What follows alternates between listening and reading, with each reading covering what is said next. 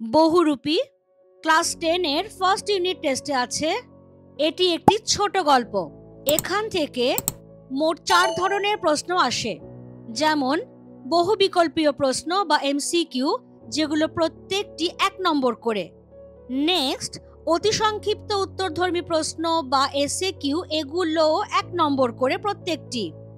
এছাড়া থাকে সংক্ষিপ্ত উত্তরধর্মী প্রশ্ন, অর্থাৎ শর্ট আনসার টাইপ কোয়েশ্চেন্স, এক একটা 3 নম্বর করে।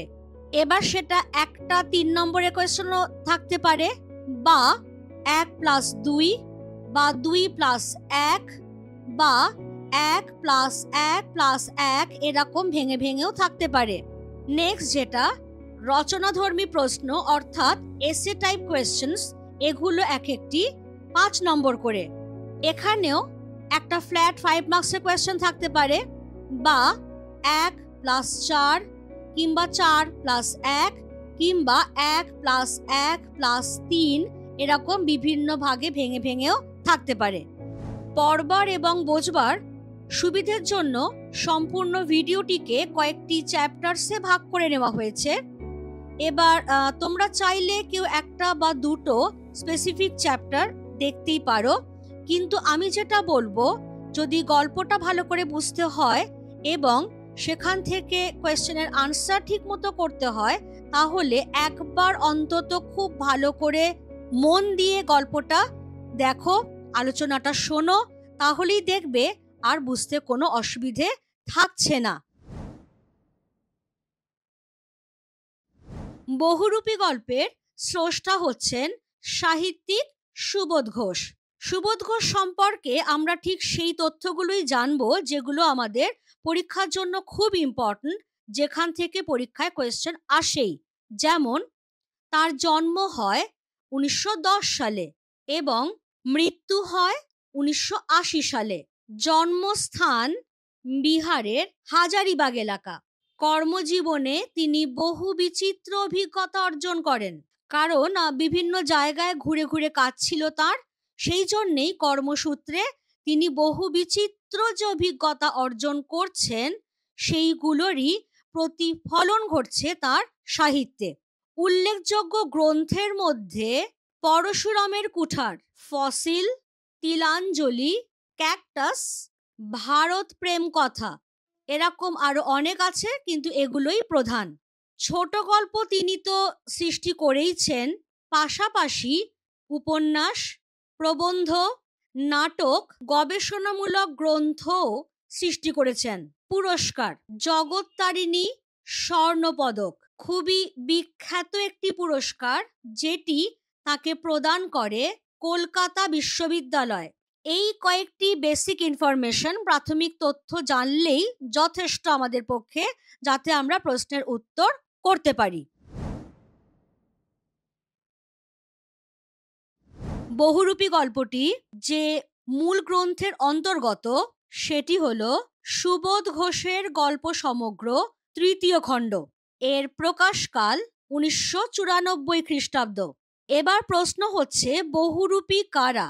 দেখবে তোমরা পুজো পার্বণে বা চড়কের সময় কিছু মানুষ আছেন যারা বিভিন্ন সাজে সেজে থাকেন, সেই মতো অভিনয়ও করেন, আমাদের আনন্দ দেন, কারণ এটাই ওদের জীবিকা। পরীক্ষায় প্রশ্ন কিন্তু একটা আসেই, সেটা এসএকিউ হিসেবেও আসে, আবার ব্রড কোয়েশ্চেনের প্রথম পার্ট হিসেবে আসে, বহুরূপী কাদের বলা হয়, 1 নম্বর থাকে। এবার এই যে এতগুলো ইনফরমেশন আমরা পেলাম, এই 1, 2, 3, 4, সেইগুলোকে যদি আমি ছোট্ট করি, তাহলে মেন পয়েন্ট কি দাঁড়াচ্ছে? মেন পয়েন্ট দাঁড়াচ্ছে, কিছু মানুষ বিভিন্ন সাজে সাজেন, সেই মতো অভিনয় করেন, আমাদের আনন্দ দেন, এটাই তাদের জীবিকা। তাহলে এই কয়েকটা পয়েন্ট যদি আমি এবার ছোট্ট করে 1 নম্বরের মতো করে লিখি, তাহলে উত্তরটা কি দাঁড়াবে? যারা বহুরূপ ধারণ করে ও সেই মতো অভিনয় করে জনমনোরঞ্জনের মাধ্যমে জীবিকা অর্জন করেন, তারাই বহুরূপী। তাহলে ঠিক যে পয়েন্টগুলো নিয়ে আমি আলোচনা করলাম, সেই পয়েন্টগুলোই কিন্তু এখানে চলে এলো। এই বহুরূপ কথাটা খুব গুরুত্বপূর্ণ, যেখান থেকেই আসছে বহুরূপী কথাটা। বহুরূপী সুবোধ ঘোষ। বানানগুলো একটু দেখে রাখা দরকার ভুলভ্রান্তি এড়াবার জন্য। হরিদার কাছে আমরাই গল্প করে বললাম, শুনেছেন হরিদা কি কাণ্ড হয়েছে?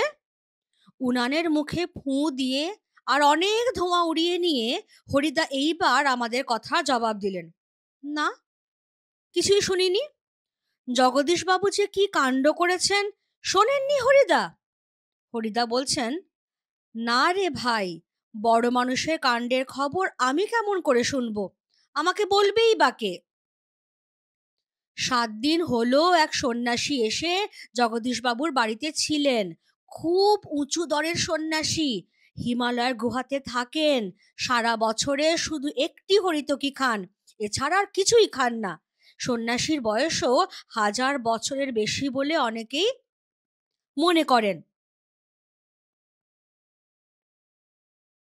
হরিদা বলে এক ব্যক্তি আছেন। এবার তিনি কে, কি করেন, সেগুলো আমরা এই মুহূর্তে জানতে পারছি না। যেটুকু আমরা জানতে পারছি, গল্পকথকরা হরিদার কাছে একদিন বলছেন যে কি কাণ্ড হয়েছে আপনি শুনেছেন? হরিদা তখন উনুন ধরাতে ব্যস্ত। উনুনের মুখে ফুঁ দিয়ে দিয়ে অনেকটা ধোঁয়া যখন উঠল, আগুনের আঁচ যখন ধরতে আরম্ভ করেছে, তখন হরিদা কথা বলবার অবকাশ পাচ্ছেন। বলছেন তিনি কিছুই শোনেননি। বিষয়টা হলো এই, জগদীশবাবু বলে একজন ব্যক্তি রয়েছেন, তার বাড়িতে 7 দিন হলো হিমালয় থেকে এক সন্ন্যাসী এসেছিলেন। খুবই উঁচু দরের সন্ন্যাসী, এবং সারা বছরে তিনি মাত্র একটি হর্তুকি খান, আর কিচ্ছু খান না, এবং তার বয়সও 1000 বছরের বেশি। হর্তুকি অর্থাৎ এক ধরনের হলদে রঙের কোষ্ঠে ফল, যা কবিরাজি ওষুধ তৈরির কাজে, মুখ শুদ্ধির কাজে ব্যবহৃত হয়। এই যে ফার্স্ট লাইনটা, এখান থেকেই কোয়েশ্চেন আসে, কারা কি গল্প করেছিল, বা আরো যদি স্পেসিফিক করি, হরিদার কাছে কারা কি গল্প করেছিল। কারা মানে বুঝতেই পারছো, গল্পকথকরা। গল্পটা কি করেছিল? ঠিক যেটা আমি ব্র্যাকেট করে দিলাম সেই অংশটা। হরিদা তিনি বলছেন, সন্ন্যাসী কি এখনো আছেন? না, চলে গিয়েছেন। আক্ষেপ করেন হরিদা, থাকলে একবার গিয়ে পায়ের ধুলো নিতাম। তা পেতেন না হরিদা, সে ভয়ানক দুর্লভ জিনিস। শুধু ওই একা জগদীশবাবু ছাড়া আর কাউকে পায়ের ধুলো নিতে দেননি সন্ন্যাসী। হরিদা বলছেন, কেন? জগদীশবাবু একজোড়া কাঠের খড়মে সোনার বোল লাগিয়ে সন্ন্যাসীর পায়ের কাছে ধরলেন, তখন বাধ্য হয়ে সন্ন্যাসী পায়ে গিয়ে দিলেন। নতুন খড়ম পরলেন, আর সেই ফাঁকে জগদীশবাবু পায়ের ধুলো নিয়েছিলেন। হরিদা বলছেন, বাহ, এ তো বেশ মজার ব্যাপার। সন্ন্যাসীর গল্প শুনে হরিদার খুব ইচ্ছে হয়েছিল একবার সন্ন্যাসীর সঙ্গে দেখা করতে যাবেন, তার পায়ের ধুলো নেবেন। কিন্তু গল্পকথকরা জানাচ্ছেন যে সন্ন্যাসী চলে গেছেন। হরিদার খুব আক্ষেপ হয়েছে, পায়ের ধুলো তিনি জোগাড় করতে পারলেন না। গল্পকথকরা তখন বলছেন, সে আপনি এমনিও পেতেন না, কারণ সে ভয়ানক দুর্লভ জিনিস। দুর্লভ কথার অর্থ হচ্ছে যা সহজে পাওয়া যায় না। কোয়েশ্চেন আসছে, কোনটি দুর্লভ জিনিস? এটা এমসিকিউ, এসিকিউ, 3 মার্কস সবকিছুর জন্যই ইম্পর্টেন্ট। হিমালয় থেকে যে সন্ন্যাসী এসে জগদীশবাবুর বাড়িতে 7 দিন ছিলেন, তার পায়ের ধুলোই দুর্লভ জিনিস। এবার শুধু জগদীশবাবু ছাড়া আর কেউ সন্ন্যাসীর পায়ের ধুলো জোগাড় করতে পারেননি। তাহলে জগদীশবাবু এবার পেলেন কি করে? বিষয়টা হয়েছে এই, জগদীশবাবু সন্ন্যাসীর পায়ের কাছে একটা খড়ম ধরেছিলেন। খড়মটা কাঠের, কিন্তু তাতে সোনার বোল লাগানো। বোল হচ্ছে খড়মের সামনের দিকে একটু উঁচু হয়ে থাকা যে আংটা, যার মধ্যে পায়ের আঙুলটা গলাতে হয়।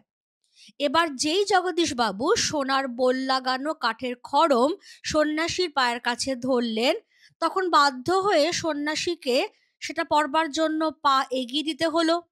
আর সেই ফাঁকেই জগদীশবাবু টুক করে তার পায়ের ধুলো সংগ্রহ করলেন। এই অবধি শুনে হরিদা বলছেন যে এটা খুবই মজার ব্যাপার। কেন মজার ব্যাপার? কেন? সন্ন্যাসী মানে হচ্ছে সংসার ত্যাগী মানুষ, যার কোনো লোভ মোহ মায়া আসক্তি কিচ্ছু থাকবে না। তাহলে এহেন যে উঁচু দরের সন্ন্যাসী, যিনি সারা বছরে মাত্র একটি হর্তুকি খান, তার আচরণটা কি রকম? যেই তিনি সোনার বোল লাগানো কাঠের খড়ম দেখলেন, অমনি তার আত্মসংযমের বাঁধ ভেঙে গেল। তিনি সেটা পরবার জন্য পা এগিয়ে দিলেন। তাহলে একে কি সত্যিকারের সন্ন্যাসী বলা যাবে? এই বিষয়টা ভেবেই হরিদার বেশ মজাদার বলে বোধ হয়েছে। শুধু কি তাই, গল্পকথকরা তাকে আরো জানাচ্ছেন, সন্ন্যাসীকে বিদায় দেবার সময় জগদীশবাবু 100 টাকার একটা নোট জোর করে সন্ন্যাসীর ঝোলার ভেতরে ফেলে দিলেন। সন্ন্যাসী হাসলেন আর চলে গেলেন। শুধু যে সোনার বোল লাগানো কাঠের খড়ম দেখেই সন্ন্যাসীর আত্মসংযমের বাঁধ ভেঙে গেল তা নয়, তারপরেও যেটা হয়েছে, জগদীশবাবু তার ঝোলার ভেতর জোর করে একটা 100 টাকার নোট ফেলে দিলেন। সন্ন্যাসী দেখলেন, কিন্তু প্রত্যাখ্যান করলেন না, বরং একটু হেসে সেটা গ্রহণ করলেন আর চলে গেলেন। তাহলে এই যে আমরা প্রথমে এই ঘটনাটা 1 নম্বর, তারপরে এই ঘটনাটা 2 নম্বর পেলাম, তার থেকেই আমরা এটা বলতে পারি যে হিমালয় থেকে আগত এই সন্ন্যাসী, তিনি কিন্তু খাঁটি সন্ন্যাসী নন। তার মধ্যে কিন্তু কোনো রকম নির্লোভ সত্তা নেই। তিনি এক প্রকার ভণ্ড সন্ন্যাসী। কেমন? এবার গল্প শুনে খুব গম্ভীর হয়ে গেলেন হরিদা। অনেকক্ষণ চুপ করে রইলেন। আমরা কি বলছি বা না বলছি সেদিকে হরিদার যেন কান নেই। হরিদার উনানের আগুন তখন বেশ গনগনে হয়ে জ্বলছে। আমাদের চায়ের জন্য 1 হাঁড়ি ফুটন্ত জল নামিয়ে দিয়েই হরিদা তার ভাতের হাঁড়িটাকে উনানে চড়ালেন। এবার এই যে গল্পটা শুনে খুবই গম্ভীর হয়ে গেলেন হরিদা। অনেকক্ষণ চুপ করে আছেন, যেন কিছু ভাবছেন। আশেপাশে বাকিরা কে কি বলছে বা না বলছে সেদিকে তার যেন কোনো কানই নেই। অন্যদিকে ওই যে উনুনটা ধরানো হয়েছিল, সেই উনুনের আগুন তখন বেশ গনগনে হয়ে জ্বলছে। গল্পকথকদের জন্য তারা চা খাবেন। 1 হাঁড়ি ফুটন্ত জল গরম হয়ে গেছে।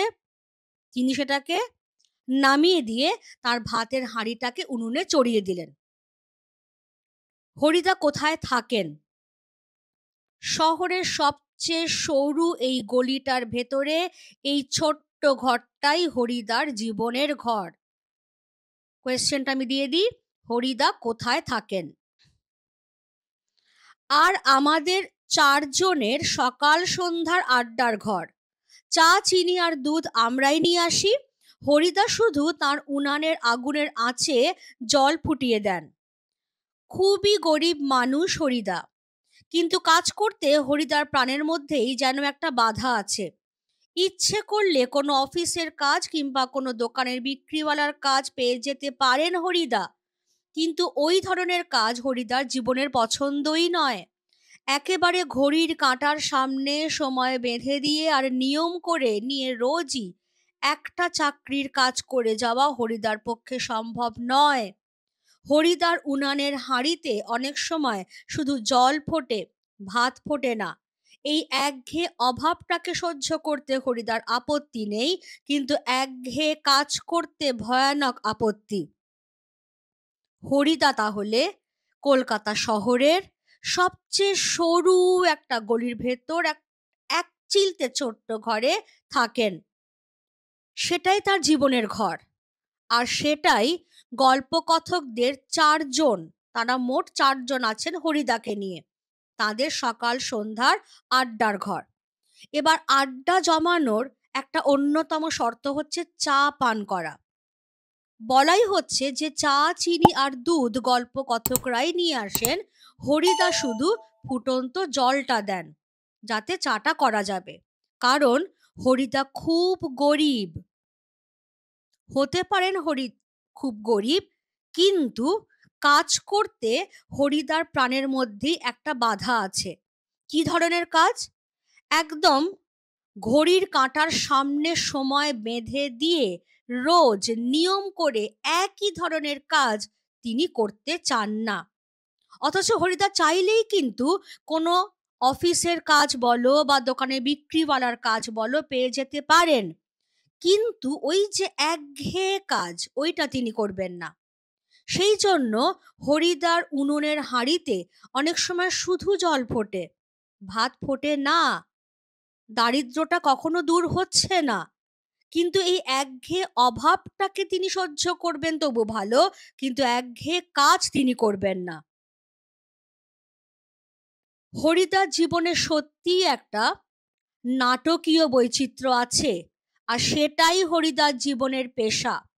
হরিদা মাঝে মাঝে বহুরূপী সেজে যেটুকু রোজগার করেন তাতেই তার ভাতের হাঁড়ির দাবি মিটিয়ে দিতে চেষ্টা করেন। মাঝে মাঝে সত্যি উপোস করেন হরিদা। তারপর একদিন হঠাৎ আবার এক সকালে কিংবা সন্ধ্যায় বিচিত্র ছদ্মবেশে অপরূপ হয়ে পথে বের হয়ে পড়েন। কেউ চিনতে পারে না। যারা চিনতে পারে 1 আনা 2 আনা বকশিস দেয়, যারা চিনতে পারে না তারা হয় কিছুই দেয় না কিংবা বিরক্ত হয়ে 2-1 পয়সা দিয়ে দেয়। হরিদার জীবনের একটা অদ্ভুত রকম বিষয় হচ্ছে যে তার জীবনে একটা নাটকীয় বৈচিত্র্য আছে। কারণ হরিদার পেশা, হরিদা পেশাগতভাবে বহুরূপী, অর্থাৎ মাঝে মাঝেই বিভিন্ন সাজে সেজে তিনি পথে বের হয়ে পড়েন এবং এইভাবেই তার ভাতের হাঁড়ির দাবিটাও মিটিয়ে দিতে চেষ্টা করেন। কিন্তু বহুরূপী সেজে খুব বেশি যে রোজগার হয় তা নয়, সেজন্য মাঝে মাঝে তাকে সত্যি উপোস করতে হয়। আবার একদিন হয়তো পথে বেরিয়ে পড়লেন বহুরূপী সেজে, সকালে বা সন্ধ্যায়। কেউ চিনতে পারে না। যারা চিনতে পারে তারা খুব জোর 1 আনা বা 2 আনা বকশিস দেয়। যারা চিনতে পারে না তারা হয় কিছুই দিল না কিংবা খুব বিরক্ত হয়ে 2-1 পয়সা ফেলে দিল। হরিদা কিরকম বহুরূপী সাজেন? 1 নম্বর ঘটনা। একদিন চকের বাস স্ট্যান্ডের কাছে ঠিক দুপুর বেলাতে একটা আতঙ্কের হল্লা বেজে উঠেছিল। একটা উন্মাদ পাগল, তার মুখ থেকে লালা ঝরে পড়ছে, চোখ দুটো কটকটে লাল, তার কোমরে একটা ছেঁড়া কম্বল জড়ানো, গলায় টিনের কৌটার একটা মালা। পাগলটা একটা থান ইট হাতে তুলে নিয়ে বাসের উপরে বসা যাত্রীদের দিকে তেড়ে যাচ্ছে। চেঁচিয়ে উঠছে যাত্রীরা, 2-1 পয়সা ফেলেও দিচ্ছে। একটু পরেই বাসের ড্রাইভার কাশীনাথ ধমক দেয়, খুব হয়েছে হরি, এইবার সরে পড়ো, অন্যদিকে যাও। অ্যাঁ, ওটা কি একটা বহুরূপী? বাসের যাত্রীরা কেউ হাসে, কেউ বা বেশ বিরক্ত হয়, কেউ আবার বেশ বিস্মিত। সত্যি খুব চমৎকার পাগল সাজতে পেরেছে তো লোকটা। এইভাবেই হরিদা মাঝে মাঝেই শহরের জীবনে বেশ একটা বৈচিত্র্যের সৃষ্টি করেন। একদিন সেজেছেন পাগল, বদ্ধ পাগল, ভর দুপুর বেলা চকের বাস স্ট্যান্ড। চক মানে বুঝতে পারো এমন একটা জায়গা যেখানে ধরো 4 মাথার মোড়, যেখানে খুব ভিড় ভাট্টা হয়ে আছে। এবার সেখানটাতে একটা বাস স্ট্যান্ড আছে। সেই চকের বাস স্ট্যান্ডের কাছে দুপুরবেলা একটা উন্মাদ পাগল তেড়ে এসেছে। তার মুখ থেকে ঝরে পড়ছে লালা, চোখ দুটো কটকট করছে লাল, তার কোমরে একটা ছেঁড়া কম্বল জড়ানো, গলায় টিনের কৌটোর মালা। আবার কি করছে, একটা থান ইট নিয়ে বাসে বসা যাত্রীদের দিকে চেড়ে যাচ্ছে। সবাই হই হই হই হই করে উঠছে, ভয় পেয়ে যাচ্ছে। ভয় পেয়ে গিয়ে 2-1 পয়সা ফেলে দিচ্ছে যে যদি পয়সা টয়সা কুড়িয়ে নিয়ে পাগলটা চলে যায়। কিছুক্ষণ এইরকম চলবার পর হঠাৎ বাসের ড্রাইভার কাশীনাথ ধমক দিয়ে উঠল, খুব হয়েছে হরি, এইবার সরে পড়ো, অন্যদিকে যাও। তখন বাস যাত্রীরা বুঝতে পারছে যে এটা সত্যি উন্মাদ পাগল নয়, এ একটা বহুরূপী। কেউ হাসছে, ভালো লেগেছে খেলাটা, কেউ খুব বিরক্ত, এরকম আবার করে নাকি কেউ, কেউ আবার অবাক, সত্যি খুব চমৎকার পাগল সাজতে পেরেছে তো লোকটা। এই জায়গাটা খেয়াল রাখতে হবে যে খুব চমৎকার পাগল। এবার এইখান থেকে এই ড্রাইভারের নামটা খেয়াল রাখতে হবে, এমসিকিউতে খুব আসে। আর এইটা যেগুলো, এই উক্তিগুলো যেগুলো, এগুলো একটু জেনে রাখা দরকার, বক্তাকে, কে বলেছে কথাটা, এই ধরনের কোয়েশ্চেনের জন্য। যেমন এখানে খুব হয়েছে হরি, এইবার সরে পড়ো, যেটা ইউজুয়ালি আসে বক্তা কে।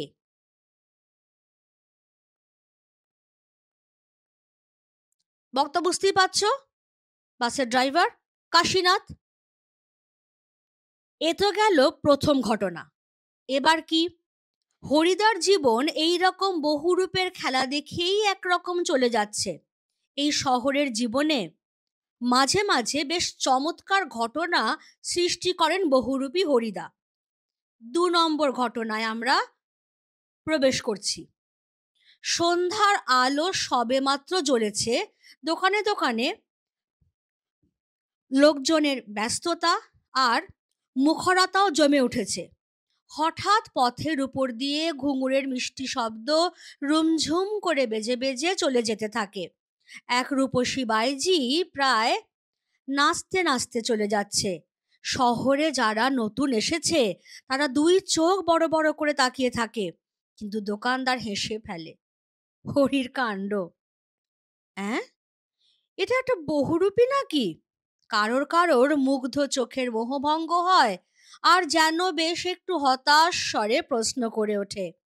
বাইজির ছদ্মবেশে সেদিন হরিদার রোজগার মন্দ হয়নি, মোট 8 টাকা 10 আনা পেয়েছিলেন। আমরাও দেখেছিলাম। এক একটা দোকানের সামনে গিয়ে দাঁড়াচ্ছে সেই রূপসী বাইজি, মুচকি হেসে আর চোখ টিপে একটা ফুল সাজিয়ে গিয়ে দিচ্ছে।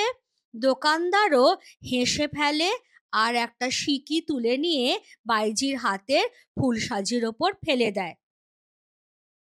আগের ঘটনাটা, উন্মাদ পাগলের ঘটনাটা দুপুরবেলা ঘটেছিল। রূপসী বাইজির ঘটনাটা সন্ধে বেলায় ঘটছে। সন্ধ্যের আলো তখন সবেমাত্র জ্বলেছে, দোকানে দোকানে লোকজনের ব্যস্ততা, ভিড়, কলকোলাহল জমে উঠেছে। এমন সময় সবাইকে চকিত করে ঘুঙুরের মিষ্টি শব্দ শোনা যাচ্ছে। সবাই চমকে তাকিয়ে দেখছে যে এক রূপসী বাইজি, অপরূপ সুন্দরী এক বাইজি, হাতে একটা ফুল সাজি নিয়ে প্রায় নাচতে নাচতেই চলে যাচ্ছে। আর তার ঘুঙুরের মিষ্টি শব্দ রুমঝুম রুমঝুম করে শহরের ব্যস্ত জীবনের মাঝখানে একটা অপরূপ সঙ্গীতের মূর্ছনা সৃষ্টি করছে। যারা শহরে সেদিনই প্রথম এসেছে বা কয়েকদিনই হলো এসেছে, বেশি চেনে জানে না কাউকে, তেমনরা 2 চোখ বড় বড় করে তাকিয়ে রয়েছে, মুগ্ধ হয়ে, মোহগ্রস্ত হয়ে। কিন্তু দোকানদার হেসে ফেলে বলছে, আর কি, হরির কাণ্ড। তখন এরা জানতে পারছে যে এ আদতে সত্যি সত্যি কোনো রূপসী বাইজি নয়, এ এক বহুরূপী। তখন তাদের মুগ্ধ চোখের মোহভঙ্গ তো হচ্ছেই, হতাশও হচ্ছে ভীষণভাবে যে এটা একটা বহুরূপী নাকি। এবার যেটা কথাটা হলো যে বাইজির ছদ্মবেশে সেদিন কিন্তু হরিদার রোজগার বেশ ভালোই হয়েছিল, মোট 8 টাকা 10 আনা পেয়েছিলেন। গল্পকথকরাও দেখেছিলেন যে বাইজির বেশে হরিদা এক একটা দোকানের সামনে গিয়ে দাঁড়াচ্ছেন, মুচকি হাসছেন, যেরকম বাইজিরা করে থাকে, একটু চোখ টিপছেন, একটু ইশারা করছেন, আর ফুল সাজিয়ে এগিয়ে দিচ্ছেন। দোকানদাররাও হাসছে আর একটা একটা সিকি বা যার যেরকম ক্ষমতা তুলে নিয়ে বাইজির হাতের ফুল সাজির ওপর ফেলে দিচ্ছে। এইভাবেই 8 টাকা 10 আনা। তাহলে কোয়েশ্চেন নিয়ে নাও, বাইজির ছদ্মবেশে হরিদার কত রোজগার হয়েছিল? কোনোদিন বাউল, কোনোদিন কাপালিক, কখনো বোচকা কাঁধে বুড়ো কাবুলিওয়ালা, কখনো হ্যাট কোট পেন্টুলুন পরা ফিরিঙ্গি কেরামিন সাহেব। একবার পুলিশ সেজে দয়াল বাবুর লিচু বাগানের ভিতরে দাঁড়িয়েছিলেন হরিদা। স্কুলের 4টে ছেলেকে ধরেছিলেন। ভয়ে কেঁদে ফেলেছিল ছেলেগুলো। আর স্কুলের মাস্টার এসে সেই নকল পুলিশের কাছে ক্ষমা চেয়েছিলেন, এবারের মতো মাফ করে দিন ওদের। কিন্তু টানা ঘুষ নিয়ে তারপর মাস্টারের অনুরোধ রক্ষা করেছিলেন সেই নকল পুলিশ হরিদা। পরদিন অবশ্য স্কুলের মাস্টারমশাইয়ের জানতে বাকি থাকেনি কাকে তিনি আটানা ঘুষ দিয়েছেন। কিন্তু মাস্টারমশাই একটুও রাগ করেননি, বরং একটু তারিফই করলেন। বাহ, সত্যি খুব চমৎকার পুলিশ সেজেছিল হরি। তাহলে হরিদা কোনোদিন বাউল সাজছেন, কাপালিক সাজছেন, বোঁচকা কাঁধে নিয়ে বুড়ো কাবুলিওয়ালা সাজছেন, কখনো আবার হ্যাট কোট প্যান্ট পরা ফিরিঙ্গি কেরামিন সাহেব সাজছেন। একবার কি করেছেন, দয়ালবাবুর লিচু বাগানের ভেতর দাঁড়িয়েছিলেন পুলিশ সেজে। কারণ তার কাছে খবর ছিল পাশেই যে স্কুলটা রয়েছে সেই স্কুলের ছেলেগুলো দুপুরবেলা এসে টুকটুক করে লিচু চুরি করে নিয়ে যায়। সেদিনও তাই হয়েছে। 4টে ছেলে এসেছিল, তাকে ধরেছে খপ করে পুলিশ। ছেলেগুলো তো চিনতে পারেনি যে এ হচ্ছে বহুরূপী হরিদা। ওরা ভেবেছিল সত্যি সত্যি বোধহয় পুলিশের কাছে ধরা পড়ে গেছে। ভয়ের চোটে বেচারারা কেঁদেও ফেলেছিল। তারপর স্কুল থেকে ছুটতে ছুটতে মাস্টারমশাই এসে হাজির। সেই পুলিশের কাছে তিনি ক্ষমাও চাইছেন, যাদের ভুল হয়ে গেছে এবারকার মতো ছেড়ে দিন। ছাড়লেন তো হরিদা, কিন্তু তার আগে আটানা ঘুষও নিয়ে নিলেন। পরের দিন অবশ্য স্কুলের মাস্টারমশাইয়ের জানতে বাকি থাকেনি তিনি সত্যি সত্যি কোনো পুলিশকে ঘুষ দেননি, তিনি বহুরূপী হরিদাকে ঘুষ দিয়েছেন। কিন্তু রাগ করেননি মাস্টারমশাই, বরং বেশ একটু তারিফ করেছেন, প্রশংসা। কেন না, হরিদা খুব চমৎকার পুলিশ সাজতে পেরেছেন। এটাই আমাদের কি পয়েন্ট, যে হরিদা যখন যেটা সাজছেন তখন সেই চরিত্রের সঙ্গে পুরো একাত্ম হয়ে যাচ্ছেন। উন্মাদ পাগল সাজলে কেউ তাকে চিনতে পারছে না, রূপসী বাইজি সাজলে সবাই মুগ্ধ হয়ে তাকিয়ে থাকছে। যখন বাউল বা ফিরিঙ্গি কেরামিন বা পুলিশ সাজছেন, কেউ ধরতেই পারছে না যে এ হচ্ছে এক বহুরূপী। এইটাই হরিদার ইউএসপি। যখন যেটা সাজছেন সেই চরিত্রের সঙ্গে তিনি পুরো এক হয়ে যাচ্ছেন। তাহলে এখন হরিদা কি ভাবছেন? আজ এখন কিন্তু আমরা ঠিক বুঝতে পারছি না হরিদা এত গম্ভীর হয়ে কি ভাবছেন। সন্ন্যাসীর গল্পটা শুনে কি হরিদার মাথার মধ্যে নতুন কোনো মতলব ছটফট করে উঠেছে? ঠিকই, আমাদের সন্দেহ মিথ্যে নয়। হরিদা বললেন, আজ তোমাদের একটা জবর খেলা দেখাবো। আমাদের দেখিয়ে আপনার লাভ কি হরিদা? আমাদের কাছ থেকে একটা সিগারেটের চেয়ে বেশি কিছু তো পাবেন না। হরিদা বলছেন, না, ঠিক তোমাদের দেখাবো না, আমি বলছি তোমরা সেখানে থেকো, তাহলে দেখতে পাবে। কোথায়? হরিদা বলছেন, আজ সন্ধ্যায় জগদীশবাবুর বাড়িতে। জগদীশবাবুর বাড়িতে আসা সন্ন্যাসীর গল্প শুনে হরিদা সেই যে গম্ভীর হয়ে গেছেন, গল্পকথকরা ভেবেই যাচ্ছেন যে হরিদা ঠিক কি ভাবছেন। সন্ন্যাসীর গল্পটা শুনে তার মাথার মধ্যে কি নতুন কোনো প্ল্যান এসেছে, কোনো মতলব ছটফট করে উঠেছে? এরপর যখন হরিদা মুখ খুলছেন তখন গল্পকথকরা বুঝতে পারছেন যে তাদের সন্দেহ অমূলক নয়। কারণ হরিদা বলছেনই যে সেদিন তিনি গল্পকথকদের একটা জব্বর জম্পেশ খেলা দেখাবেন। গল্পকথকরা বলছেন তাদেরকে খেলা দেখিয়ে তো হরিদার লাভ কিছু হবে না, কারণ তাদের কাছ থেকে বড়জোর একটা সিগারেটই হয়তো পাবেন। তারা তো আর বিশাল বড় লোক নয়, আর তারা চেনেও হরিদাকে। হরিদা বলছেন যে না, ঠিক তোমাদের দেখাবো না, আমি আসলে বলছি আমি যেখানে খেলাটা দেখাবো তোমরা সেখানে থেকো, তাহলে খেলাটা দেখতে পাবে। এবার কোথায় দেখাবেন খেলা? সেদিনই সন্ধ্যাবেলায় জগদীশ বাবুর বাড়িতে খেলাটা দেখাবেন। হঠাৎ জগদীশবাবুর বাড়িতে খেলা দেখাবার জন্য আপনার এত উৎসাহ জেগে উঠল কেন? হরিদা হাসেন। মোটা মতন কিছু আদায় করে নেব। বুঝতেই তো পারছো, পুরো দিনটা রূপ ধরে ঘুরে বেরিয়েও ২-৩ টাকার বেশি হয় না। একবার বাইজি সেজে অবশ্যই কিছু বেশি পাওয়া গিয়েছিল, কিন্তু ওতেই বাকি হবে। ঠিকই বলেছেন হরিদা। সপ্তাহে বড়জোর একটা দিন বহুরূপী সেজে পথে বের হন হরিদা, কিন্তু তাতে ৭ দিনের পেট চলবার মতো রোজগার হয় না। হরিদা বলেন, না, এবার আর কাঙালের মতো হাত পেতে বকশিস নেওয়া নয়, এবার মারিত গন্ডার লুটিত ভাণ্ডার। একবারেই যা ঝেলে নেব তাতে আমার সারা বছর চলে যাবে। হরিদা জগদীশবাবুর বাড়িতে খেলা দেখাবেন, কারণ মোটা মতন কিছু আদায় করে নেবেন বলে। বিষয়টা হচ্ছে, হরিদা কিন্তু প্রত্যেক দিন বহুরূপী সেজে পথে বের হন না, সপ্তাহে মাত্র একটা দিন বহুরূপী সেজে পথে বের হন, কিন্তু তাতেও এমন বেশি কিছু রোজগার হয় না যে ৭ দিন তাই দিয়ে পেট চালানো যাবে। এবার তাহলে হরিদারই বক্তব্য হচ্ছে, কাঙালের মতো আর হাত পেতে বকশিস নেব না। চলতি প্রবাদের উল্লেখ করছেন, মারিত গন্ডার লুটিত ভাণ্ডার। একবারেই যা আমি ঝেলে নেব, যা আমি আদায় করে নেব, তাতে আমার সারা বছর চলে যাবে। ছোট্ট ছোট্ট দুটো কোয়েশ্চেন নেব। সপ্তাহে কদিন হরিদা বহুরূপী সেজে পথে বের হন? আর দ্বিতীয়টা হলো, গল্পে ব্যবহৃত প্রবাদটি কি? হরিদার এই পরিকল্পনার কথা শুনে গল্পকথকরা ভাবতে বসছেন, কিন্তু সে কি করে সম্ভব? জগদীশবাবু ধনী মানুষ বটেন, কিন্তু বেশ কৃপণ মানুষ। হরিদাকে একটা যোগী সন্ন্যাসী কিংবা বৈরাগী সাজতে দেখে কত আর খুশি হবেন জগদীশবাবু? আর খুশি হলেই বা কত আনা বকশিস দেবেন? ৫ আনার বেশি তো নয়।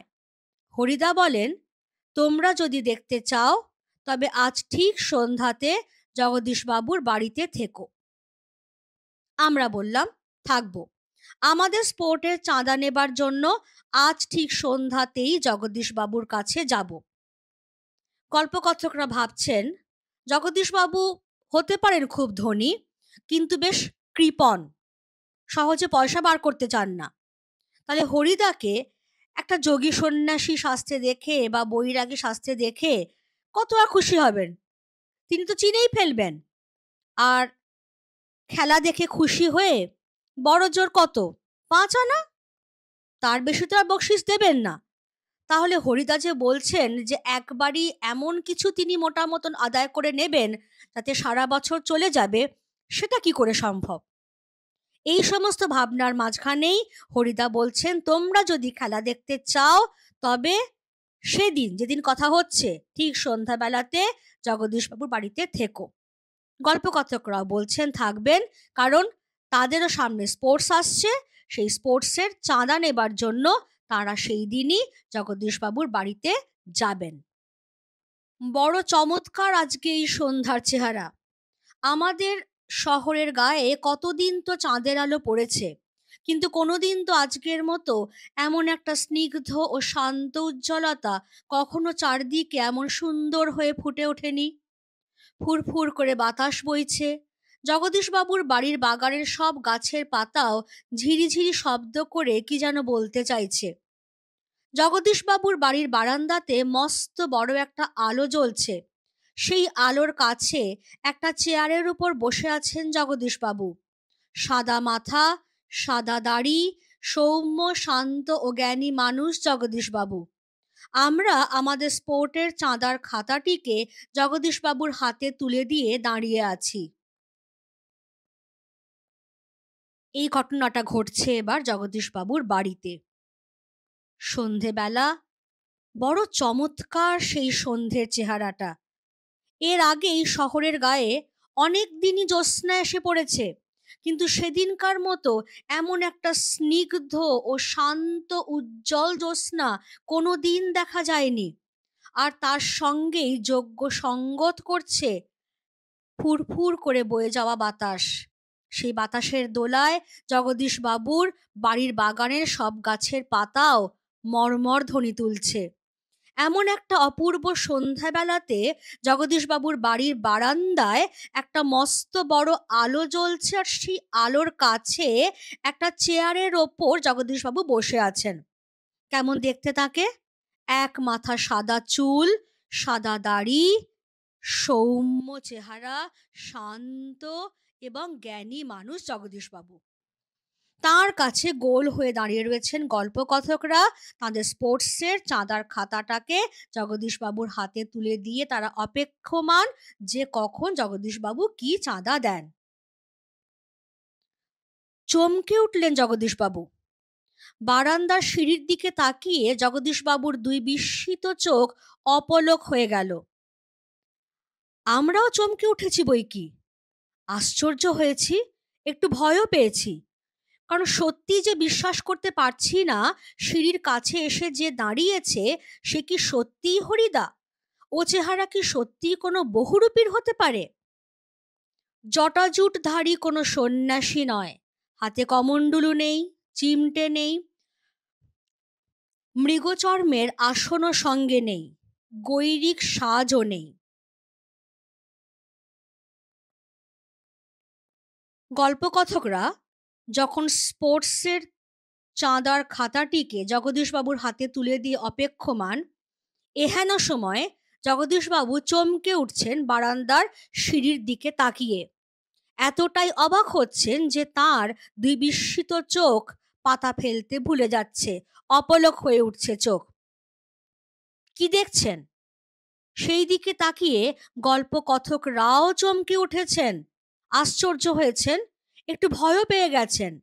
কারণ কথাই ছিল সেদিন সন্ধেবেলাতে হরিদা আসবেন জব্বর খেলা দেখাতে, কিন্তু যে মানুষটা এসে দাঁড়িয়েছেন সিঁড়ির মুখে সেই রকম চেহারা কোনো বহুরূপীর হতে পারে? হতেই পারে না। সুতরাং এইখানেই সন্দেহটা যে যে এসেছে সে কি সত্যিই হরিদা? এমন অদ্ভুত দর্শন এক মানুষকে দেখে গল্পকথকরা আশ্চর্য এবং ভয়ভীত হচ্ছেন। কারণ সে কোনো জটাজুটধারী সন্ন্যাসী নয়, হাতে কমণ্ডলু নেই, চিমটে নেই, হরিণের চামড়ার আসনও নেই, এমনকি পরিধানের বস্ত্র গেরুয়া রঙের নয়। এ তো গেল কি কি নেই, এবার কি কি আছে? আদুর গা, তার উপর একটি ধবধবে সাদা উত্তরীয়, পরনে ছোট বহরের একটি সাদা থান, মাথায় ফুরফুর করে উঠছে শুকনো সাদা চুল, ধুলো মাখা পা, হাতে একটা ঝোলা, সে ঝোলার ভিতরে শুধু একটা বই, গীতা। গীতা বের করে কি যেন দেখলেন এই আগন্তুক, তারপর নিজের মনেই হাসলেন। আগন্তুকই মানুষটি যেন এই জগতের সীমার ওপার থেকে হেঁটে হেঁটে চলে এসেছেন। শীর্ণ শরীরটাকে প্রায় অশরীরী একটা চেহারা বলে মনে হয়। কি অদ্ভুত উদাত্ত, শান্ত ও উজ্জ্বল একটা দৃষ্টি এই আগন্তুকের চোখ থেকে ঝরে পড়ছে। তাহলে যিনি এসেছেন খালি গা, তার ওপরে একটা ধবধবে সাদা উত্তরীয় জড়ানো, পরনে একটা ছোট বহরের সাদা থান মাত্র, মাথায় ফুরফুর করে উঠছে শুকনো সাদা চুল, ধুলো মাখা পা, হাতে একটা ঝোলা যার মধ্যে শুধু একটাই বই, গীতা। কি করে সেটা জানা গেল? কারণ ওই গীতাটাই বার করে আগন্তুক কি যেন দেখলেন, তারপর আপন মনেই হাসলেন। তাকে দেখে মনে হয় যেন তিনি এই জগতেরই বাসিন্দা নন, যেন এই জগতের সীমার ওপার থেকে হাঁটতে হাঁটতে চলে এসেছেন। রোগা শীর্ণকায় চেহারাটা প্রায় যেন অশরীরী হয়ে গেছে, কিন্তু চোখের দৃষ্টি অদ্ভুত রকমের উদাত্ত, শান্ত আর উজ্জ্বল। সেই জন্যেই সবাই চমকে উঠছে, আশ্চর্য হচ্ছে, ভয় পাচ্ছে। উঠে দাঁড়ালেন জগদীশবাবু। আসুন। আগন্তুক হাসেন। আপনি কি ভগবানের চেয়েও বড়? জগদীশবাবু কিছু ভেবে বলেন, কেন কেন আপনি কথা কেন বলছেন মহারাজ? আমি মহারাজ নই, আমি এই সৃষ্টির মধ্যে এক কণা ধুলি, কিন্তু আপনি বোধহয় 11 লক্ষ টাকার সম্পত্তির অহংকারে নিজেকে ভগবানের চেয়েও বড় বলে মনে করেন, তাই ওইখানেই দাঁড়িয়ে আছেন, নেমে আসতে পারছেন না। সেই মুহূর্তে সিঁড়ি ধরে নেমে যান জগদীশ বাবু। আমার অপরাধ হয়েছে, আপনি রাগ করবেন না। জগদীশ বাবু চেয়ারে বসেছিলেন। আগন্তুককে দেখে তিনি বড় জোর চেয়ার থেকে উঠে দাঁড়ালেন, কারণ তার সত্যি অহংকার আছে, সম্পদের অহংকার। ওইখানে দাঁড়িয়ে দাঁড়িয়েই তিনি এই সন্ন্যাসী মানুষটিকে অভ্যর্থনা জানাচ্ছেন। সন্ন্যাসী কি বলছেন? আপনি কি ভগবানের চেয়েও বড়? জগদীশবাবু ঠিক বুঝে উঠতে পারছেন না কেন এই কথাটা বলা হলো। তিনি সন্ন্যাসীকে সম্বোধন করছেন মহারাজ বলে। সন্ন্যাসী বলছেন, আমি মহারাজ নই, আমি এই সৃষ্টির মধ্যে একটা ধূলিকণা মাত্র, কিন্তু আপনি হয়তো 11 লক্ষ টাকা সম্পত্তির অহংকারে নিজেকে ভগবানের চেয়ে বড় মনে করেন, তাই ওইখানেই দাঁড়িয়ে আছেন, নিচে নেমে আসতে পারছেন না। এই কথা শুনে আর মুহূর্তকাল বিলম্ব করলেন না জগদীশবাবু। তাড়াতাড়ি করে তিনি সিঁড়ি ধরে নিচে চলে এলেন এবং সঙ্গে সঙ্গে বললেন তার অপরাধ হয়েছে, সন্ন্যাসী যেন তার ওপর রাগ না করেন। আমরা ছোট্ট দুটো কোয়েশ্চেন নিয়ে নেব। একটা হচ্ছে জগদীশবাবুর সম্পত্তির পরিমাণ কত, দ্বিতীয়টা হচ্ছে এই যে বলা হলো আপনি রাগ করবেন না, কে কাকে এই কথা বলেছেন। আগন্তুক আবার হাসেন। আমি বিরাগী, রাগ নামে কোনো রিপু আমার নেই, ছিল একদিন, সেটা পূর্বজন্মের কথা। রিপু মানে শত্রু, ষড়রিপু। কাম, ক্রোধ, লোভ, মোহ, মদ, মাৎসর্য, আমাদের ভেতরে থাকা এই যে প্রবৃত্তিগুলো, যেগুলোর নাম এক্ষুনি বলা হলো, সেই 6টাই হচ্ছে আমাদের অন্তর্গত 6টা শত্রু, যাদেরকে সবসময় দমন করে রাখতে হয়। যদি দমন করে না রাখা যায় তাহলে কিন্তু আমাদেরই সমূহ বিপদ। ওই যে জগদীশবাবু বললেন যে তার অপরাধ হয়েছে, আগন্তুক যেন রাগ না করেন, সেই কথার পরিপ্রেক্ষিতেই আগন্তুক হেসে বলছেন তিনি বিরাগী, অর্থাৎ যার রাগ বলে কোনো রিপু থাকতে নেই। হয়তো ছিল এককালে, যখন তিনি সংসারী মানুষ ছিলেন, কিন্তু এখন তিনি সংসার ত্যাগী, ফলে সমস্ত কিছুই ত্যাগ করেছেন, সমস্ত রিপুও ত্যাগ করেছেন। জগদীশবাবু বলছেন, বলুন এখন আপনাকে কিভাবে সেবা করব? বিরাগী বলেন, ঠান্ডা জল চাই, আর কিছু চাই না। ঠান্ডা জল খেয়ে নিয়ে হাঁপ ছাড়েন বিরাগী। এদিকে ভবতোষ আমার কানের কাছে ফিসফিস করে, না না, হরিদা নয়, হতেই পারে না, অসম্ভব, হরিদার গলার স্বর এ রকমেরই নয়। বিরাগী বলেন, পরম সুখ কাকে বলে জানেন? সব সুখের বন্ধন থেকে মুক্ত হয়ে যাওয়া। ভবতোষের কানের কাছে মুখ এগিয়ে দিয়ে অনাদি বলে, শুনছ তো, এসব ভাষা কি হরিদার মুখের ভাষা হতে পারে? এই অংশটা জগদীশবাবু প্রাণপণে বিরাগীজির সেবা করতে চাইছেন। বিরাগীজি বলছেন, একটু ঠান্ডা জল খাবো, আর কিছু লাগবে না। ঠান্ডা জল খেয়ে নিয়ে বিরাগীজি হাঁপ ছাড়েন। এদিকে তার ওই যে কথা বলার ধরন, গলার স্বর, সমস্ত কিছু শুনে টুনে ভবতোষের বক্তব্য হচ্ছে যে না না না, এ তো হরিদার নয়, হতেই পারে না, হরিদার গলার আওয়াজ এই রকমেরই নয়। বিরাগীজি কিন্তু কথা বলছেন সমানে। তিনি বলছেন জগদীশবাবুকে, পরম সুখ কাকে বলে জানেন? সংসারের সমস্ত সুখের বন্ধন থেকে মুক্ত হয়ে যাওয়াই হচ্ছে পরম সুখ। এই ধরনের দার্শনিক কথা শুনে অনাদির বক্তব্য হচ্ছে, শুনছো, এই সব ভাষা কি হরিদার মুখের ভাষা হতে পারে? পারে না। তার মানে এই আমাদের চেনা হরিদাই নয়। এবার এইখান থেকে যেগুলো এই যে হরিদার গলার স্বর এরকমেরই নয়। কে বলেছে, অর্থাৎ কোন উক্তিটা কার, সেগুলো কিন্তু একটু ভালো করে জেনে রাখতে হবে, বুঝে রাখতে হবে। এসব ভাষা কি হরিদার মুখের ভাষা হতে পারে? এখানে খেয়াল করো, বক্তা কিন্তু অনাদি। ঠিক আছে?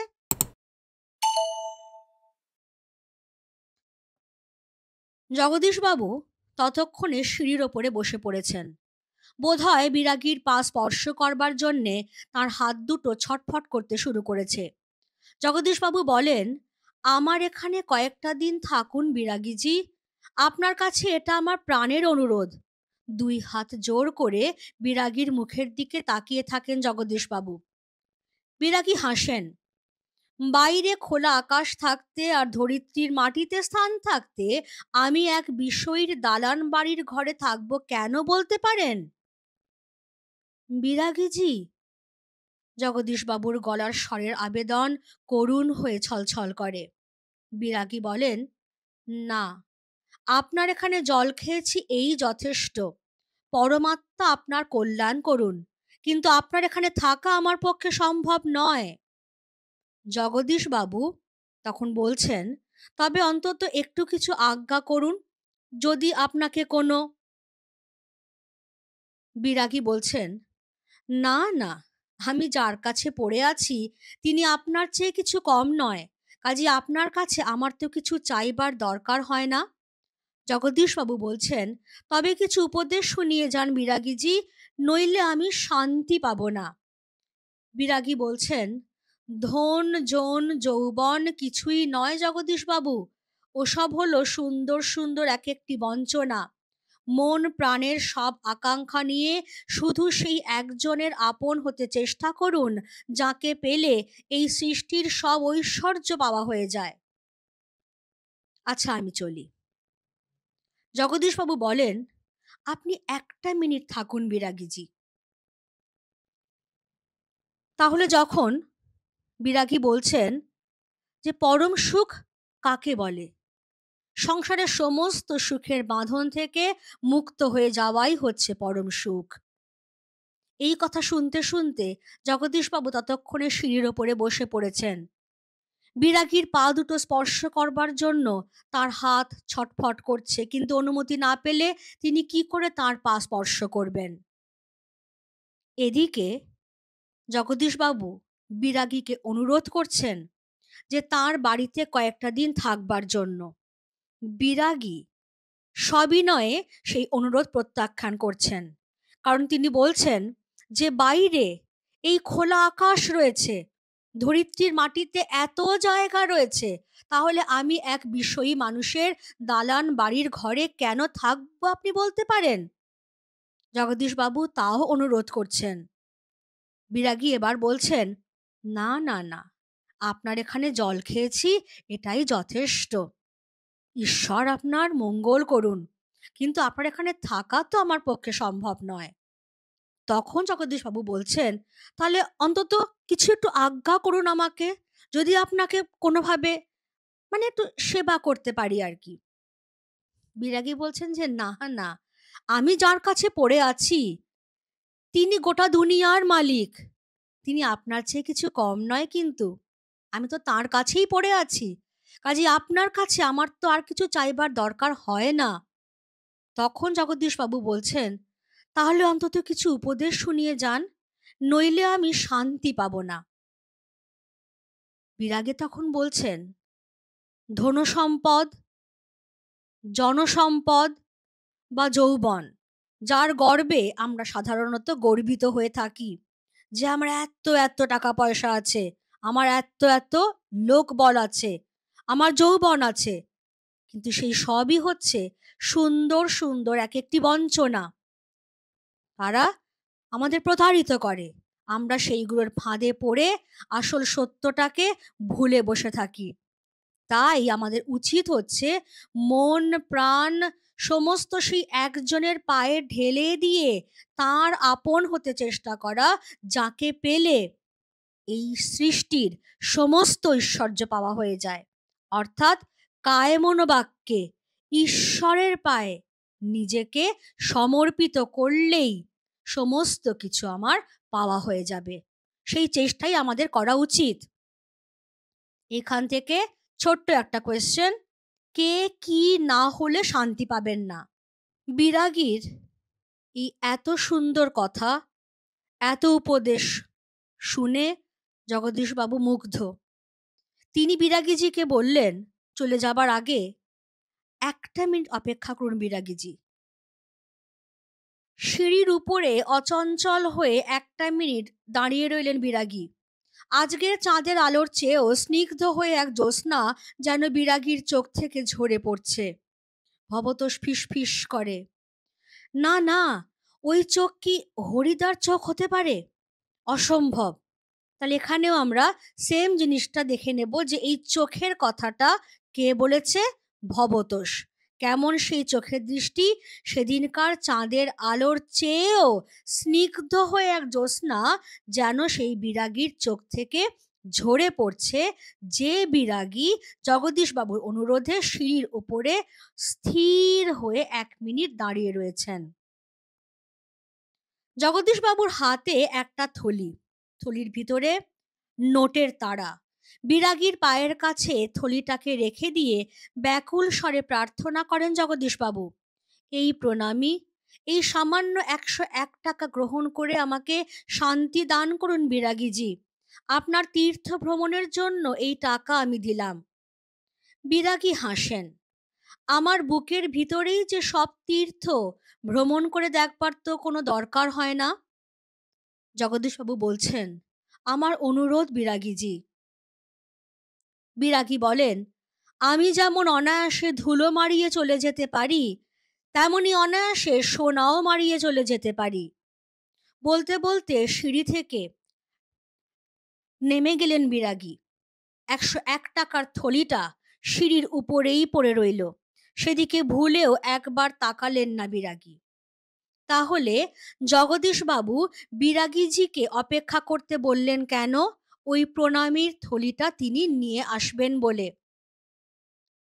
নিয়ে এলেন, ব্যাকুল স্বরে অনুরোধ করলেন বিরাগীজি যেন এই প্রণামী, কত টাকার প্রণামী দেওয়া হচ্ছে? 101 টাকা, যেন গ্রহণ করেন বিরাগী। কেন সেই প্রণামী দেওয়া হচ্ছে? বিরাগীর তীর্থ ভ্রমণের জন্য। বিরাগীজি বলছেন, খুব খাঁটি কথা, যে তার বুকের ভেতরেই সব তীর্থ, ঈশ্বর তো তার মধ্যেই রয়েছেন। আলাদা করে ঈশ্বরকে খুঁজে দেখবার জন্য বিভিন্ন তীর্থস্থান তার ভ্রমণ করে দেখতে হয় না। জগদীশবাবু ব্যাকুল হয়ে আবার বলছেন, এটা আমার অনুরোধ বিরাগীজি। তখন বিরাগী কি বলছেন? আমি যেমন অনায়াসে ধুলো মারিয়ে চলে যেতে পারি, তেমনি অনায়াসে আমি সোনাও মারিয়ে চলে যেতে পারি। বলতে বলতে সত্যি সত্যি বিরাগীজি সিঁড়ি ধরে নিচে নেমে চলে গেলেন। সিঁড়ির ওপরে 101 টাকার থলিটা যেমন পড়েছিল তেমনই পড়ে রইল। সেদিকে ভুলেও একবারের জন্য হলেও ফিরে তাকালেন না বিরাগী। কি করছেন হরিদা? কি হলো? কই, আজ যে বলেছিলেন জবর খেলা দেখাবেন, সে কথা কি ভুলেই গেলেন? আজকে সন্ধেটা ঘরে বসেই কাটিয়ে দিলেন কেন? বলতে বলতে আমরা সবাই হরিদার ঘরের ভিতরে ঢুকলাম। হরিদার উনানের আগুন তখন বেশ গনগনে হয়ে জ্বলছে। উনানের উপর হাঁড়িতে চাল ফুটছে, আর একটা বিড়ি ধরিয়ে নিয়ে হরিদা চুপ করে বসে আছেন। আমাদের দেখতে পেয়েই লজ্জিতভাবে হাসলেন। কি আশ্চর্য! চমকে ওঠে ভবতোষ। হরিদা, আপনি তাহলে সত্যি বের হয়েছিলেন? আপনিই বিরাগী? হরিদা হাসেন, হ্যাঁ রে ভাই, ওই তো সেই সাদা উত্তরীয়টা পড়ে রয়েছে মাদুরের উপর, আর সেই ঝোলাটা, আর সেই গীতা। অনাদি বলে, এটা কি কাণ্ড করলেন হরিদা? জগদীশবাবু তো অত টাকা সাধলেন, অথচ আপনি একেবারে খাঁটি সন্ন্যাসীর মতো সব তুচ্ছ করে সরে পড়লেন। হরিদা বলছেন, কি করব বলো, ইচ্ছেই হলো না, শত হোক। ভবতোষ বলছে, কি? হরিদা বলছেন, শত হোক একজন বিরাগী সন্ন্যাসী হয়ে টাকা ফাঁকা কি করে স্পর্শ করি বলো? তাতে যে আমার ঢং নষ্ট হয়ে যায়। কি অদ্ভুত কথা বললেন হরিদা। হরিদার এ কথার সঙ্গে তর্ক চলে না। আর বুঝতে অসুবিধে নেই, হরিদার জীবনের ভাতের হাঁড়ি মাঝে মাঝে শুধু জল ফুটিয়েই সারা হবে।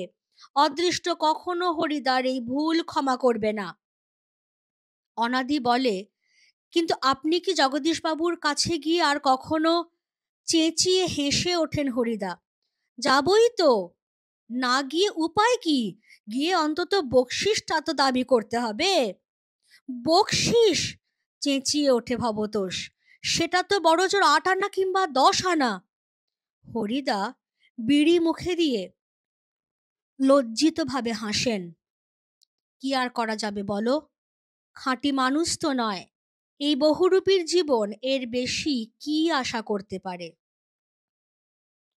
তাহলে সেই যে আগন্তুক, যাকে দেখে সবাই আশ্চর্য হয়েছেন, চমকে উঠেছেন, ভয় পেয়েছেন, তিনি সত্যিই কোনো বিরাগী সন্ন্যাসী নন। তিনি সব্বার চেনা বহুরূপী হরিদা। এবার এক্ষেত্রে যেটা হয়েছে, বহুরূপী হরিদা তিনি যখন যেটা সাজেন তখন সেই চরিত্রের সঙ্গে একাত্ম হয়ে যান নিশ্চয়ই। যার জন্যেই যখন এখানে গল্পকথকরা তাকে দোষারোপ করতে করতে ঘরে ঢুকছেন যে হ্যাঁ আপনি তো খুব বলেছিলেন আজকে সন্ধেবেলা জব্বর খেলা দেখাবেন, কোথায়? আজকে সন্ধেটা আপনি বসে বসেই কাটিয়ে দিলেন। দেখা যাচ্ছে যে হরিদা তিনি ভাতের হাঁড়িতে ভাত চড়িয়ে দিয়েছেন, একটা বিড়ি ধরিয়েছেন এবং চুপটি করে বসে আছেন। তার বন্ধু বান্ধবদের দেখে তিনি একটু সলজ্জ হাসছেন।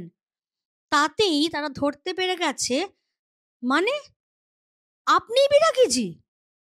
ঘরের এদিকে ওদিকে তাকিয়ে তারা দেখছে যে সাদা উত্তরীয়, ঝোলা, গীতা সমস্ত কিছু রয়েছে। তার মানে হরিদাই বিরাগী সেজে বেরিয়েছিলেন।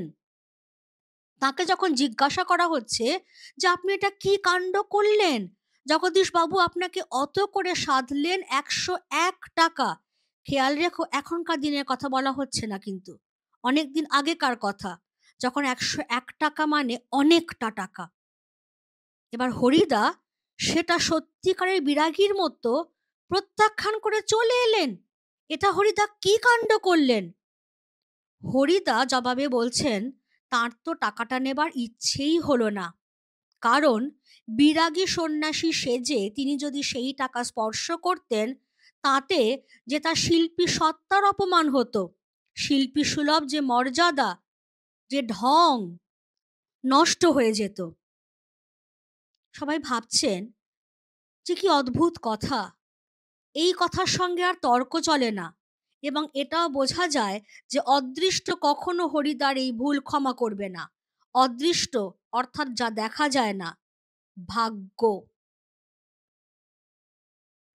কোন ভুল? হরিদা তো গরিব, দরিদ্র। ভাগ্য তাকে সুযোগ দিয়েছিল কিছুটা অর্থ উপার্জন করবার।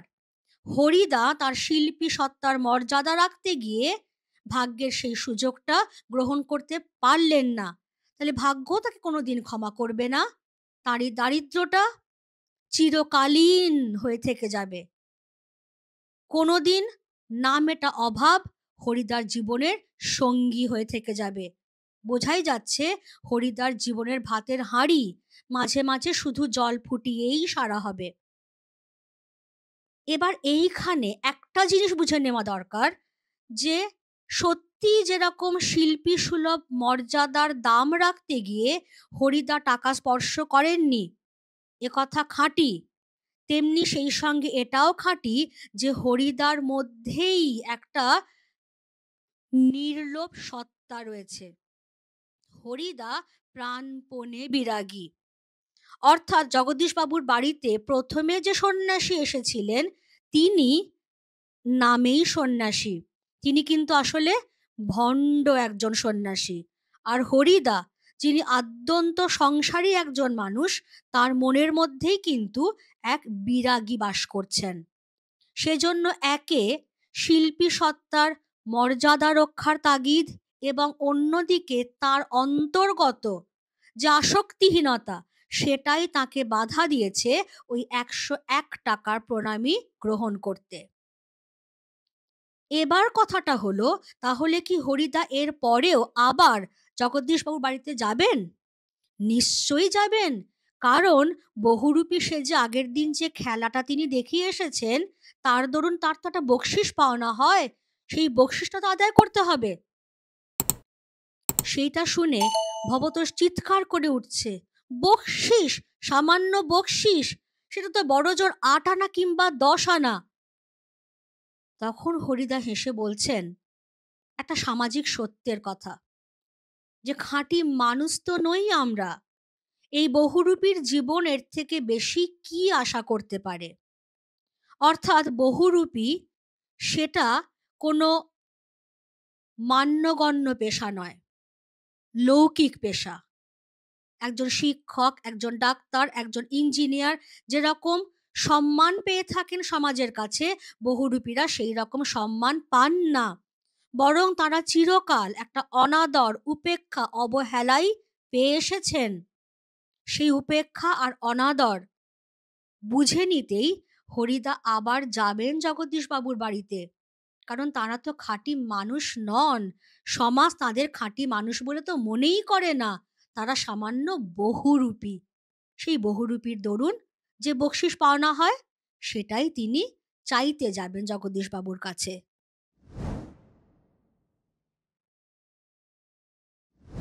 এতক্ষণ ধরে আমরা যে গল্পটা পড়লাম সেটাকে যদি কয়েকটা মেন পয়েন্টে আমরা ভাগ করে নিই, তাহলে দেখা যাবে প্রথমেই গল্পে উল্লিখিত 4 জন কারা? হরিদা, গল্পকথক, অনাদি আর ভবতোষ। হরিদা গল্পের কেন্দ্রীয় চরিত্র, পেশায় বহুরূপী। একঘেয়ে কাজ করতে হরিদার প্রবল আপত্তি, আর তাই বহুরূপী পেশাটাকেই তিনি বেছে নিয়েছেন। সপ্তাহে মাত্র একদিন বহুরূপী সেজে পথে বের হন হরিদা। সামান্য রোজগারে তার দিন চলে না, চিরদারিদ্র তার সঙ্গী। এবার যেটা খেয়াল করবার, হরিদা যখন যে সাজ গ্রহণ করেন তখন সেই চরিত্রের সঙ্গে একাত্ম হয়ে যান। বিরাগীরূপী হরিদা 101 টাকার প্রণামী গ্রহণ করলেন না কেন? কারণটা কি? শিল্পী সত্তার মর্যাদা রক্ষা, তার অন্তর্গত নির্লোভ যে মন। আর ঠিক এই দ্বিতীয় জায়গাটাতেই তার সঙ্গে হিমালয় থেকে আগত সন্ন্যাসীর তফাৎ। আরও একটা জিনিস আছে, সমাজে বহুরূপীরা চিরকাল উপেক্ষিত, অপমানিত, সেই দুঃখটা কিন্তু হরিদার মধ্যেও আছে। সেই জন্য বহুরূপী হরিদা কি করতে চান? বকশিস চাইতে যাবেন জগদীশবাবুর বাড়ি। অর্থাৎ সমাজ তাদেরকে যে অপমানটা করে, অসম্মান, অবহেলাটা করে, তিনিও সেই অপমান, অবহেলাটা গ্রহণ করতেই এত জব্বর খেলা দেখাবার পরেও সামান্য একটু বকশিস নিতে জগদীশবাবুর বাড়ি যেতে চান। কারণ তার মনের মধ্যে কুরে কুরে খায় এই দুঃখটা, এই যন্ত্রণাটা, যে সমাজ তাদেরকে কোনোদিন শিল্পীর সম্মানটাই দিল না। সুতরাং হরিদা চরিত্রের এই এতগুলো যে শেডস, এতগুলো যে স্তর পরম্পরা, সেইগুলো কিন্তু আমাদের সত্যি আকৃষ্ট করে। তোমাদের জন্য আমি এখানে কিছু সম্ভাব্য প্রশ্নাবলী দিয়েছি, সাজেস্টিভ কোয়েশ্চেন্স। এমন কোয়েশ্চেন্সই দেওয়া হয়েছে যেগুলো কোনো না কোনো বছর মাধ্যমিকে এসেছে। সব ধরনের কোয়েশ্চেনই আছে, MCQ, SAQ, short answer type questions, broad questions.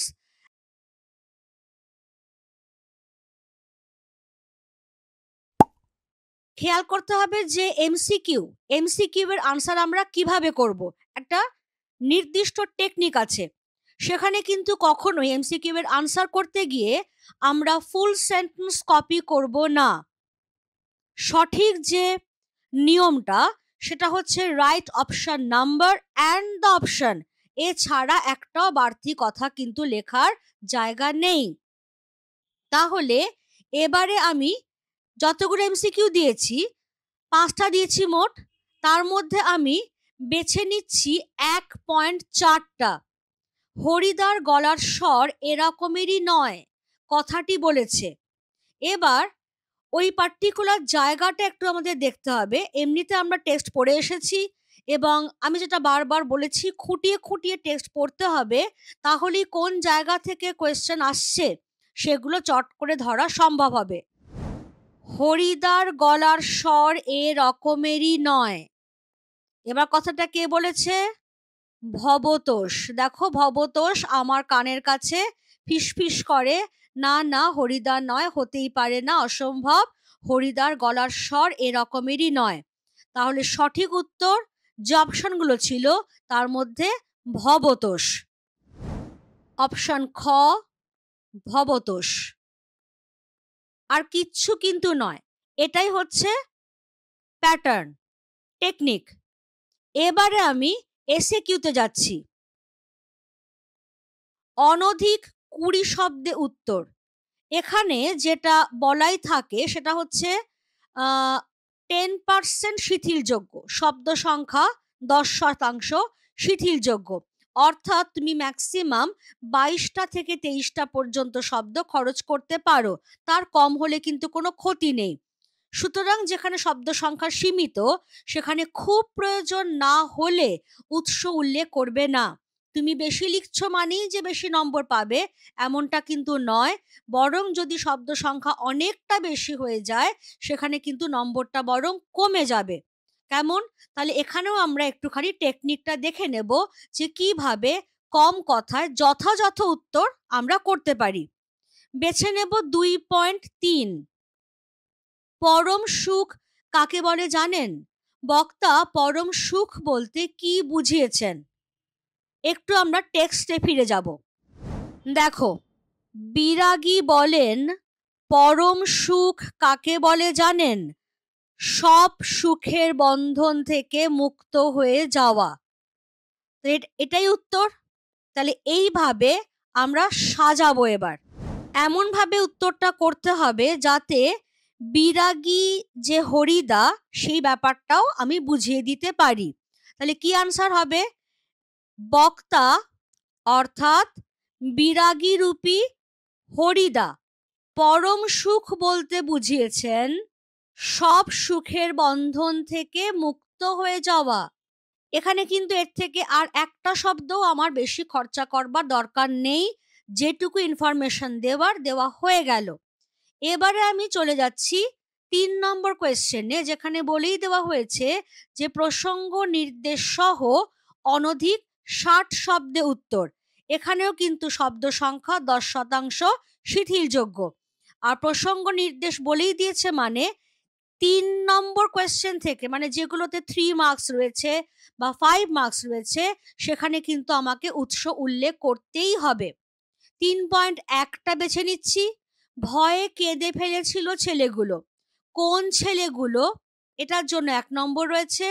কেন তারা ভয়ে কেঁদে ফেলেছিল? এটার জন্য 2 নম্বর রয়েছে। সব মিলিয়ে 3। প্রথমেই বলবো যে যেখানে পার্ট কোয়েশ্চেন আছে, এই একটা পার্ট, এই একটা পার্ট, সেখানে কিন্তু আলাদা আলাদা প্যারাগ্রাফ আমাকে করতেই হবে। সেখানে আমি ধরো প্যারাগ্রাফটা স্টার্টই করছি মার্জিন থেকে, একটা বুলেট দিয়ে নিলাম, তাহলে কিন্তু নয়। প্যারাগ্রাফ মানেই সেটা সবসময় পেজের মাঝখান থেকে হবে। এবারে কোন ছেলেগুলো?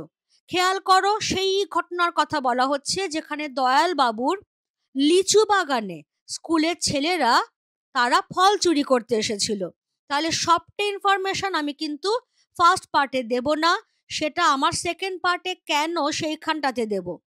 তাহলে সুবোধ ঘোষের বহুরূপী গল্পে যে স্কুলের ছেলেগুলি দয়ালবাবুর বাগানে এসেছিল তাদের কথাই বলা হয়েছে, ব্যাস এইটুকু।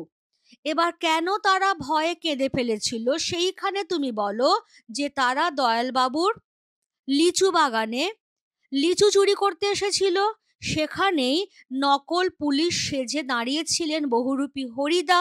ছেলেগুলো তাকে চিনতে পারেনি। পুলিশ দেখে তার হাতে ধরা পড়ে গিয়ে তারা ভয়ে কেঁদে ফেলেছিল। এইভাবে টু দা পয়েন্টে যেটুকু চাওয়া হয়েছে সেটুকু গুছিয়ে লিখলেই তুমি একদম ঠিক ঠিক মার্কস পেয়ে যাবে। কোয়েশ্চেন নাম্বার 4-এ যাচ্ছি। এখানে বলা হচ্ছে অনধিক 150 শব্দে উত্তর, মানে এগুলোই আমাদের এসে টাইপ কোয়েশ্চেন্স। এবার এখান থেকে আমি 4.1টাকে তুলে নিলাম। অদৃষ্ট কখনো হরিদার এই ভুল ক্ষমা করবে না। অদৃষ্ট কি? এটার জন্য 1 নম্বর রয়েছে।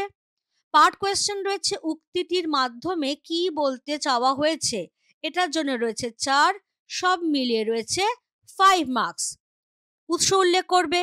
সুবোধ ঘোষের বহুরূপী গল্পে উল্লিখিত অদৃষ্ট কথাটির অর্থ হলো ভাগ্য। ব্যাস এইটুকু, আর কিচ্ছু না। এবার উক্তিটির মাধ্যমে কি বলতে চাওয়া হয়েছে, সেখানে হরিদার জীবনের দারিদ্র্যের কথাটা বলো। হরিদা বিরাগী সেজে জগদীশ বাবুর বাড়িতে জব্বর খেলা দেখাতে গিয়েছিলেন, সেইটা বলো। জগদীশ বাবু যখন তাকে তীর্থ ভ্রমণের জন্য 101 টাকা প্রণামী দিয়েছিলেন, তখন হরিদা সেটি অনায়াসে প্রত্যাখ্যান করেছিলেন। শুধু যে তার শিল্পী সত্তার মর্যাদা রাখতে তা নয়, তার অন্তর্গত যে নির্লোভ সত্তা, সেটাও তাকে কিন্তু এই টাকাটা নিতে বাধা দিয়েছিল। যার ফলে হচ্ছে হরিদার জীবনের যে দারিদ্র্য, সেটা কিন্তু কোনোদিনই দূর হবার নয়। ভাগ্য তাকে যে সুযোগটা দিয়েছিল ধনী হবার, তিনি সেই সুযোগটা গ্রহণ করতে পারেননি। এই ভুলটার কথাই বলা হয়েছে, যেটা অদৃষ্ট কোনোদিনই ক্ষমা করবে না। কেমন? ফলে যা বলছো, তোমার কোয়েশ্চেন যেটা চাইছে, তোমার উত্তর যেন সেই অ্যাঙ্গেলে থাকে সব সময়। এবার আমি এখান থেকে কয়েকটা কোয়েশ্চেন উত্তর কিভাবে করতে হয় সেগুলো বলে দিলাম। বাকিগুলো তোমরা চেষ্টা করো। যেখানে আটকে যাবে ডেফিনেটলি আমাকে কমেন্ট বক্সে জানাও। আর যদি চাও যে শুধু কোয়েশ্চেন আনসারের ওপরেই আমি একটা ভিডিও বানাই, আরো বেশ কিছু কোয়েশ্চেন নিয়ে, তোমাদের যাতে সুবিধা হয়, তাহলে সেটাও কিন্তু আমাকে কমেন্টে জানিও।